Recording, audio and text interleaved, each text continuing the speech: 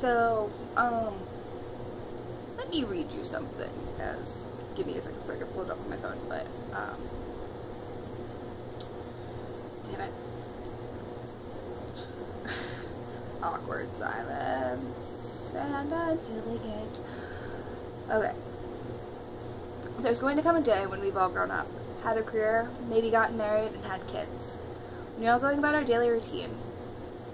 Maybe you're driving to work with the car radio on, or you're making dinner with the TV on in the lounge. Life as usual. And then you hear a name. It's the name of the person you had a blog dedicated to when you were 16. The person you had posters of up on the walls of your bedroom, or as your desktop background. The person off that show you used to watch every week as soon as it came out, or that band you used to love. That person from the cast of the movie that changed your life, or the character who you scrolled through page after page of fanfiction of. You haven't heard that name in a long time, and it brings everything back. And then the name is followed by the 3 words you thought you'd never hear. Has passed away. And then you put down the potato peeler, lean against your kitchen bench, or you pull over to the side of the road and tears are streaming down your face. And all over the world there are people who used to be just like you, with tears marking their cheeks and sobs forcing their way out of their throat, because they remember. Because fandoms never really die out. We never really move on. We never forget. Thinking about that and having an existential crisis like Dan would probably, I realized how true that is. And, one day, whether or not Dan does it like this, there may very well be a Goodbye Internet. If it's not called Goodbye Internet, which would kind of be really, really sad, but make it kind of better because that's from a horrific fanfiction that's made me cry and curl up in a ball and sob for hours. I mean, one day we're going to see whether or not we still follow them like we do now. We'll see their last video. We may most likely, we will see the end of them existing.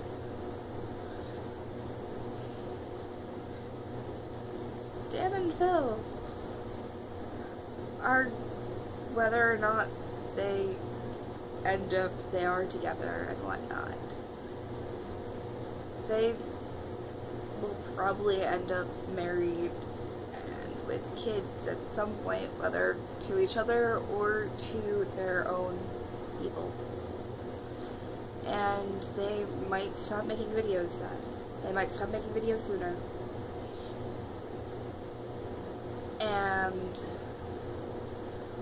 just thinking about seeing the end of these YouTube people posting videos, or people are really sad because Stan Lee's probably getting close to it being the end of him, and people saying on the internet there's going to be this one Marvel movie where it's not going to feel right, and then at the end of the credits it fades to black and says in memory of. One, they stockpiled footage for other movies for if you died, and 2, it's people's worst nightmare for the thing that they're obsessing over right now to think of it no longer existing. Now, unless we have an apocalypse or something and we lose all of the internet or technology and everything, the end of things on the internet, Dan posting his last video, Graveyard Girl posting her last Tumblr post.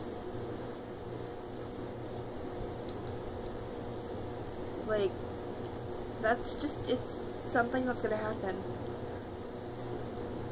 And we'll have gotten the opportunity of a lifetime to, when they're living right now, when they're producing stuff right now and making stuff and changing this world. One video, one book, one saying, one post, one tweet at a time. We get to live it. We've gotten the chance to watch them grow up while we grow up ourselves. And that's why YouTube. That's why I social media and everything. Well, besides just Facebook, because Facebook I talk to my family, well, they're in the same room as me. And my other people, but why I social media like YouTube or iFunny or Tumblr or anything that I've discovered myself that I decided to do is so I can look back on it, jump into the mind of my 17-year-old self, and just be back in this moment. Be back in this August, what day is today? 22nd. This Saturday, August 22nd, 2015. The summer before I start my junior year, my 3rd year of high school, my 3rd year of marching band. I can have an idea of what maybe I was thinking about. It's like how Phil said that he would never take down his video blog. I almost said that like him. I can't speak in a northern accent for shit. Or English accent. So, that would have been funny.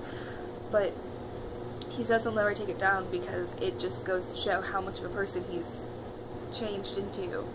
And, like, their pictures, even if you don't really like Dan and Phil, but, like, just from the start of The Sims, like, how grown up Dan and Phil both look.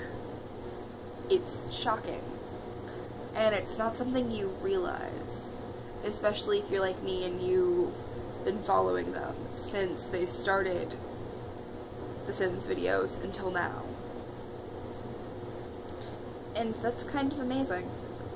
And even though one day there will be an end of me and everyone else on YouTube posting their last video, it doesn't mean that we're going to be gone.